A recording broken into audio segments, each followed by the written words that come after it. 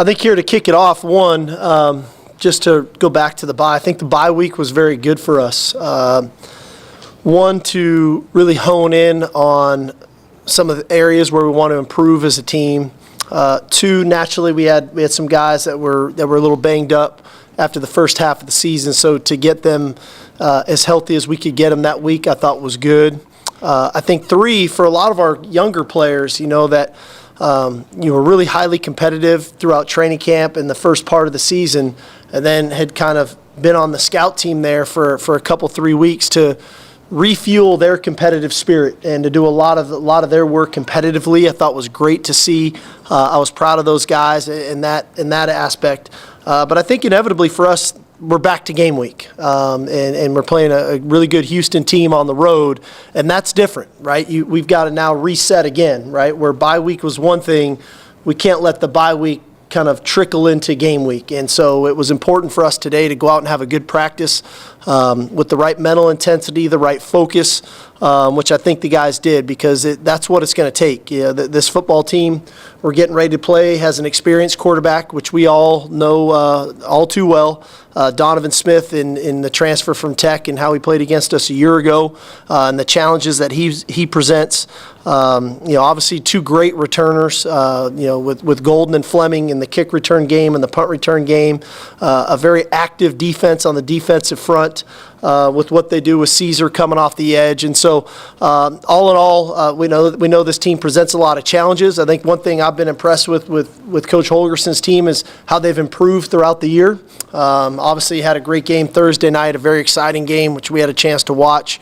One that they had in hand, kind of slipped away, and then were able to make the play at the end to win it. So we know we've got a confident football team that we're going to play against in a sellout game on the road.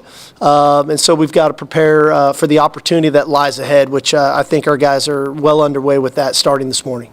Raise your hand if you have a question. We'll get a mic to you. Start up here on the left with Danny. Steve, do you have injury updates for the major guys? Yeah, all of the guys practice today, okay? So I think that's probably the first part that's really positive, where, last week we really limited a lot of guys. We limited, Jake to all about nothing. We limited JT to all about nothing. We limited Ryan to all about nothing. We really wanted to try to get them healthy. Today we came back, everybody practiced. Probably the most limited of the group was Cole Hudson, but they all practiced. Now, as the week goes on, I'm going to have to make that decision later in the week of who is really ready to play. I don't think, to be fair to them, that's probably, to give them that chance to really practice on Tuesday and Wednesday in our physical practices to make sure that they're in position to perform and to do it at a high level. But I was encouraged today that they were all out there going.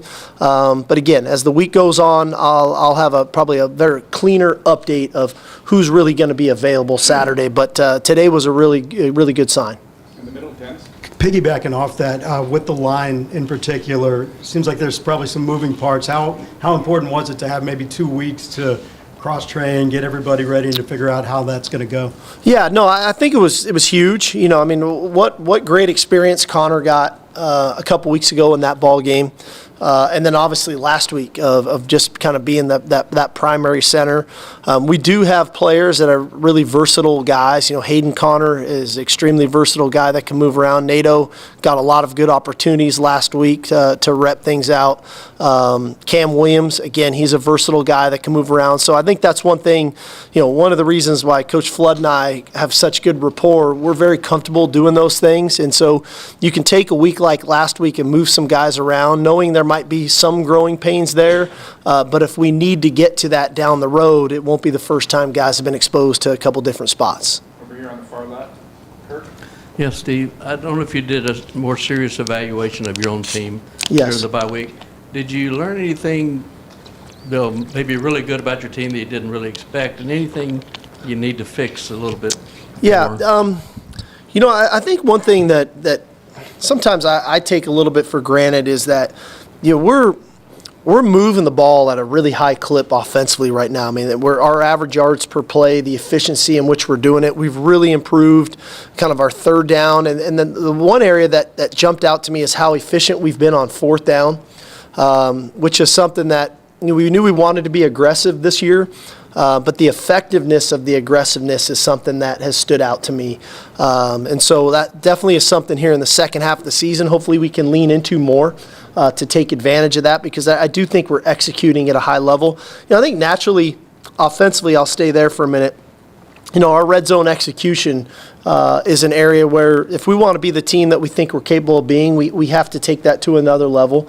And so that evaluation was not just of the players, that was of the coaches, that was of the game plan, that was of the play caller. What are we calling, when, why?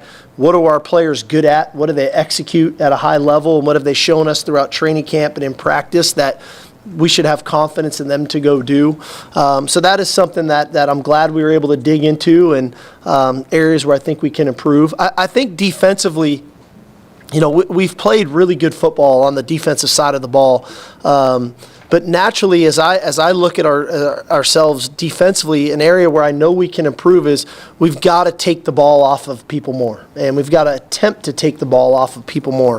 We've created some interceptions, but we really haven't knocked the ball off of people and created turnovers. And I know we're more than capable of doing it, but sometimes it's like anything. Things can get lost throughout the season, and we're trying to defend the run and defend the pass and all the different things. But we have got to continually, as a staff, emphasize getting the ball off of our opponents. So that for sure is something there. I love the fact that we're attacking the kicking game the way that we are on special teams, and we blocked a punt last week. I really think we should have blocked the second one. We just kind of slipped and our angle got off. We've been really close on the field goal game of blocking kicks there. So I like that, but man, I think we can be even more effective on special teams. And so that's like anything. We're constantly trying to push our guys, but to push our players, we have to push our staff, right? Our staff's got to keep working towards those things as well. So all in all, I'm pleased with where we're at this point in all three phases, but also know we can be better. And that's our job then, to motivate the guys to continue to improve now in the second half of the season. In the middle, Eric. Steve, I wonder if you could talk about Savion Red's role in the offense. Obviously, we saw him with the Wildcat pass a couple weeks ago, and also if that role could include some of the goal line and red zone stuff that you talked about a second ago. So Savion has really grown into this. It's always a little difficult when you change positions, right? He's kind of a high school quarterback, Wildcat quarterback. We got him. His freshman year, he plays wide out. Then we transition him to running back, and there's a lot of nuances to playing running back. I think it's easy just to think, get the ball and run. But understanding blocking schemes, understanding fronts, understanding protections, and all that goes into it, and that's a really good room. There's a lot of talented people in there, but to find a niche for him in some of the short yardage running that he was able to do, I thought was very effective. And again, hopefully there's more opportunities for him that present themselves in the second half of the season. On your right, Anwar. Good morning, Coach. You talked about the twos and threes getting a little bit more run this past week. Can you tell me about any of those guys who may have stood out to you? And for old time's sake, how's Arch doing? Yeah. How's Malik doing? How are those guys progressing? Yeah. So, I think inevitably when the twos and the threes go, the one thing that I'm constantly looking for, we have a lot of really good players. And they make a lot of highlight type plays. And the area where we're really challenging that group is consistency, right? Because that's what it takes to be an every down player on a championship caliber team. There's got to be a level of consistency. We can't have three really good plays and then one catastrophic bust in coverage or a wrong route or a drop of ball or a blown protection. And I think that's something that our frontline guys do really well. We also can use examples from last week's game of when you're in there and whether you're a frontline player or a new player, and then you have that bust, it becomes catastrophic when you're in a game because that's how you lose. And so I think that was something that we were really trying to press upon those guys last week about a level of consistency, whether it was run game, pass game, on either side of the ball, special teams is trying to get that done. So there were a lot of guys, and that wouldn't be fair for me just to single out a couple that would do it. So, but that's something that we're really trying to emphasize to them, of having a level of consistency in your play. I think Malik and Arch have again, just continue to grow systematically in a real sense and understanding of what we're doing. I mentioned a couple weeks ago, I thought Arch probably had his best practice that he'd had since he had been here. And again, there's a level of consistency in that play, right? How do you carry that practice to the next one and the next one and the next one. So that's always a challenge at the quarterback position for us, but there's been great intent in that room with those guys working hard and working with Coach Millie to take their game to another level, because there's going to come a time, knock on wood, when their number's going to get called on, and we're going to need them to play a high level of football to win a ball game. Stay on the right, Roger. Coach, when you said don't want that bye week to trickle into this week, is that about keeping the edge that you guys had to have for 6 weeks, then the guys get a little break, get to go home? Meantime, Houston does still get a little extra time, and they've got that emotional win they're coming off of. Yeah, no, I think for us, inevitably we're at our best, and I said this coming in the season, when we do play with an edge, when we do play with a chip on our shoulder, when we play like we've got something to prove. And I think it goes without saying we've got something to prove in the second half of the season. And we know they're all going to be very challenging games. Like I said, and it starts this Saturday at Houston. They're going to be excited for the ball game. That was a big win for them, and like I said, I think they've improved each game as they move forward. So we got to make sure that we get our mental intensity right, and that starts in practice. That starts in our meetings, that we're really dialed into the details of the plan of which we're doing, so that we can on Saturday at 3 o'clock go cut it loose and play our style, our brand of football, which is loose, which is confident. But you get that way because of your preparation, and we got to make sure that we have that edge starting this morning and then carry it on throughout the week so that we can perform that way on Saturday. Over here on your left, center. Hey, Steve, how do you walk that line as a coaching staff, maintaining that edge off a bye week? Because I know you got to get guys healthy, and you also try to keep that connectivity at the same time. Yeah, our thing was, I wanted to create that edge with our 2s and our 3s last week. I felt like they needed that. Sometimes when you're on scout team and you're given the look of the opponent, and and you're getting told kind of what to do sometimes, and maybe they wouldn't play it a certain way if they could just play the play. Last week I wanted to make sure that I kind of re-sparked their competitive spirit and what that looked like. And so practice remained highly competitive last week. It just wasn't our frontline guys. It wasn't our 1s. It was our 2s and our 3s. And then we made it a big point this morning that, okay, now it's your turn to come right back. So we never really lost the energy at practice that way. It still stayed at a high level. It was just different people. And so now, as I just got done talking to the players again about, was, hey, it's game week. Let's make sure that we maximize this opportunity, right? Opportunities are only great if you seize them, and we've got to seize this opportunity. And so the competitive spirit at practice has got to be right for us to perform. Who did you watch the game with, the Houston, West Virginia game, and was that a teaching tool, that Hail Mary for your guys? Well, I was actually with Coach Banks. We were recruiting, and so as we were bouncing around, I had my iPad out, and we were kind of driving and watching it all at once, and getting back to the hotel there at the end.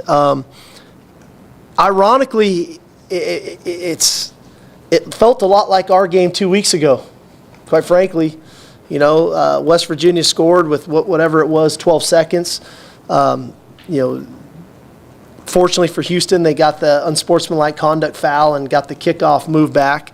But then it came down to the Hail Mary from the 45, and the ball was able to bounce to them. We executed ours pretty well a couple weeks ago. It just fell in a spot that we weren't there. And so I think the lesson learned is you got to play all 60 minutes until that last tick on the clock. And so, but a credit to Houston for getting themselves back into that position and getting the completion, and then taking that shot at the end and being where they were supposed to be to make the play. In the middle, Chip. Steve, how's Anthony Hill progressing at weak side linebacker, and what, if anything, did you learn or tweak about your 2-minute defense? Yeah, Anthony has really continued to grow. He's not a finished product yet, but he really works at it. He loves football. Like I said, we've asked a lot of him here in the first half of the season at multiple positions and different styles of whether it was rushing the quarterback, spying the quarterback, playing normal linebacker. And I think he's continued to improve. He's definitely got playmaking ability. He plays the game of football the way it's supposed to be played. He plays with fanatical effort. So, hopefully we continue to see that growth out of him and utilize him in a way that can help the football team. From a 2-minute standpoint, as I went back and watched that last drive and a couple of these drives, I think one, we have to improve our tackling in 2-minute. I think it was the second play of that drive 2 weeks ago. We had an opportunity to get the receiver down in bounds, and we don't leverage the ball very well. We don't get them on the ground. You let the receiver get out of bounds. Well, when you get out of bounds, you can stop the clock. Now teams can run whatever play they want to run. So I think one thing is to zone drop right. Another is to keep your pass rush lanes clean, which is something that we've talked about. And then the third component to that is you have to tackle well. And so all that added up to, in the end of that drive, which I think is mightily important, and it kind of came up in the middle of the drive too, our communication's got to be on point. So all those things add up to, I'm not that, hey, as coaches, we always want to make the perfect call and the best call, and I get all that. But at the end of the day, we still have to execute the call. And there's a lot of levels to execution, one of which is communication, everybody on the same page. 2 is doing our job, man, zone coverage, pass rush lanes. But then 3, we still have to continue to tackle. We can't relax. And I thought that those were a couple areas where I think we can improve. Over here on your left, Leah. Coach, why do you think this offense, which is so electric, has struggled in the red zone, and kind of what are some areas that you think how do you improve that? We have to game plan better, and we have to execute better. It's not, that there's no, secret sauce to this deal. I think that our players buy in and trust and believe in what we do, and clearly it shows when we can create explosive plays and move the ball and execute. And in the end, I think ultimately you kind of do an audit on yourself there halfway through the season at the different aspects of the game. And we just need to make sure that from a game planning perspective and what we're asking of our players in game, and then ultimately what I'm calling, that everybody has the utmost confidence in those things to go do that, which I don't doubt that everybody does, but ultimately it comes down to the execution of it all. So I think it's 3 levels to it. What are we putting in each week, and what are we game planning? What are we practicing in practice? 2, then what are we calling, and are we giving our players the looks in practice for the potential looks that they could get in game? And then 3, the execution of those plays in the moment. So it's no different than any other aspect of the game, and sometimes we can make a little more out of that than it is. It's just about trusting who we are and then going out and executing it and doing it at a high level.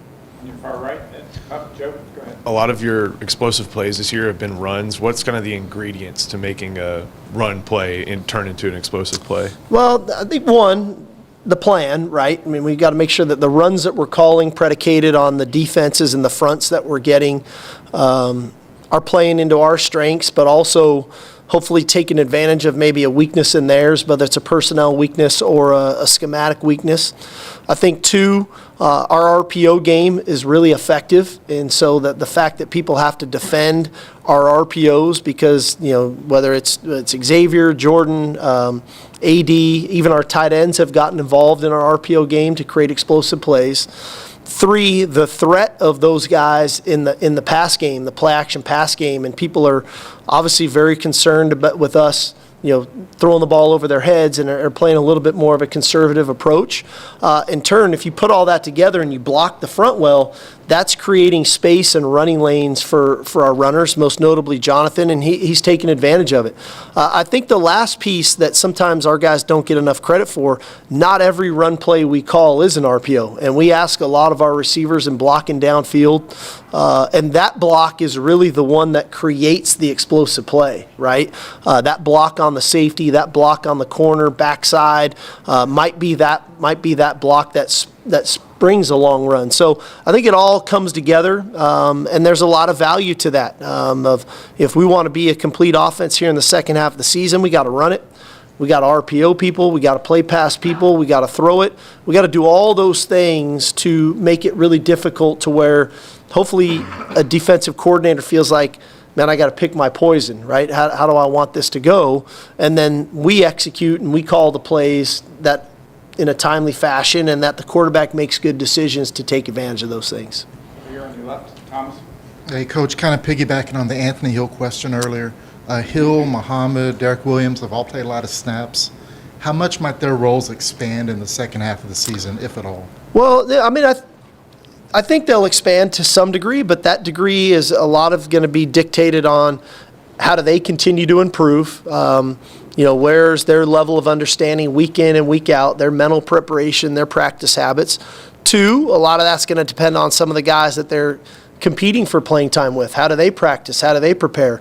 I want a highly competitive team. I want guys that are fighting for snaps and doing all the things necessary to earn playing time and to earn snaps, because we're a better team when we play more players, right? That's how you're fresh in the fourth quarter and you can play that style of football for 60 minutes. And so, but they're going to earn those things, predicated on, like I said, their mental preparation in the game plan, their ability to exhibit that in practice to give us the confidence to put them out there more, and then ultimately when it comes down to time to play, how they play in those moments. And so, but again, all those guys have earned it up until this point. They've done a good job, and hopefully they can continue to progress. On your far right, Ed. Coach, as you watch football this weekend, what was the most impressive thing you saw from a college football game? And do you ever find yourself watching an offensive formation or a play and say, ooh, we're going to take that, we're going to put it in this week? Do coaches do that? Do you steal from other coaches? I'm a really honest person. I do it all the time. I do not pretend to have invented football, okay? I think, first of all, I'll answer that part first. I watch football, like I said, as a fan first. I think we have a beautiful game. It's a great sport, especially college football, the pageantry of the game, the excitement of the game, and to watch the Washington-Oregon game, to watch the Notre Dame SC game, and to see that the excitement in those stadiums. I mean, that's what it's all about. But two, I watch it from a lens of a coach of just trying to get ideas. It may not be the exact play, but it could spurn an idea. And like I said, I don't pretend to walk in here like, everything comes to me with this cloud in my head in the morning. A lot of times it's watching somebody else do something like, oh, we could do that, but it would fit us better if we did it out of this personnel or this formation. So I do watch the games like that, but it was great watching football this weekend. We've got a great sport. I think college football right now is as popular as it's been in a long, long time. You can feel it in the fans. You can feel it in the excitement. I think this is going to be a great half to the second half of the season of college football. I think there's more parity now than there's been in a long, long time. And so a lot of people are probably looking at the second half of the season thinking we've got an opportunity to do something special. We're no different. But everybody's got to go handle their business accordingly, 1 week at a time. Back by the cameras in the middle, Tyler. Steve, on that note, can you describe the feeling you get when you watch your former players excel in the NFL, specifically with what Bijan's been able to do this year? Yeah, no, I think it's amazing. We have an idea as coaches of maybe how guys will translate to the NFL. It's a little bit of a different game, obviously, but his skill set is so unique, and when you can make people miss in a phone booth and then get to top speed, it doesn't matter what league you're in, he doesn't lose that skill set that he has. And so I think the one thing every time I've bumped into a couple of scouts from the Falcons who have been at practice is they say the same thing I used to say for the last 2 years here. He's a better person than he is player. And, so Bijan is still being Bijan, whether it's off the field and or on the field, and I think that's as exciting as ever. But seeing all those guys go out there and compete at a high level, the NFL games are a little bit more difficult for us to see and to watch because we're game planning on Sundays. But they always make sure they make me a little bit of a highlight of those guys so I can see them and get a chance to reach out to them and check in on them. Got time for two last ones. Jeff in the middle. Sark, you mentioned getting out on the road to recruit. How was it just getting back out on the road? And then what changed to your recruiting plan, if any, does the elimination of the initial counter limits going forward do? Yeah, so they did change the rules for us with the number of days that we get to go out in fall. And that's probably affected me as much or more than anybody, where, you guys know I like to go to games on Thursday nights and get out and see guys play. But, the NCAA has cut those days in half. And not just for us, I'm talking, for the entire country. So for us to be able to get out this weekend, I loved it. I love getting to games. I love watching guys compete when they're ahead, when they're behind, how do they warm up. And I got to see some really good football players this weekend that I'm excited that we get to continue to recruit. So hopefully I get a few more chances, what our recruiting team tells us. But it really is a lot more difficult now. You just can't get out and go to a game because you want to go to a game. We have to be, it has to make sense for to send a coach or to send me to a ball game to go watch. Just your thoughts on the counter limits. It really doesn't affect us that way as much. They kind of had, it was pseudo last year, and now they just made it permanent. I think it makes sense now with the transfer portal. It's 85. Let's just be at 85, and whatever you got to do to field your roster, because it gets difficult when you have guys going in the portal after spring ball. There's no more high school kids to sign, and so if you need to fill voids on your roster through the portal, it gives you the opportunity to do that. Last one over here on the far left. Kurt? On the Hail Mary question, I don't know how often you practice it, and do you teach your guys to knock it down or go for the interception, and has it worked against you?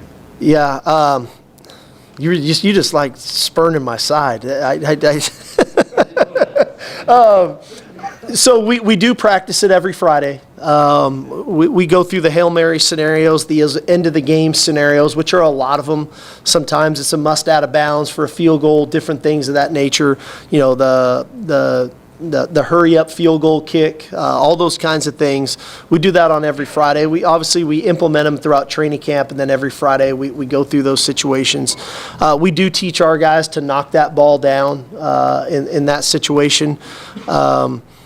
I've caught one Hail Mary as a coach in my career, not me personally, but our team, and I've lost a game on a Hail Mary in my career. Arizona State against USC in 2014, and might have cost us a chance to win a championship. So I'll never forget that one. The Hail Mary we caught happened to be at the end of the half against Oregon State when I was there. So you never know, man. Those plays, you just try to execute them the right way, and our guys offensively are trying to get to their spots, and then defensively you're just trying to knock that ball down and get preserve the win. No, for right now, normally it's Ryan Watts, and he's a little bit down. So, Derek Williams gets back there now. He can go get it. When I was in the NFL, Julio Jones used to actually go in on defense, and he was that guy. So it doesn't have to be necessarily a defensive player, but a guy who's got a high football IQ that can go high point that ball.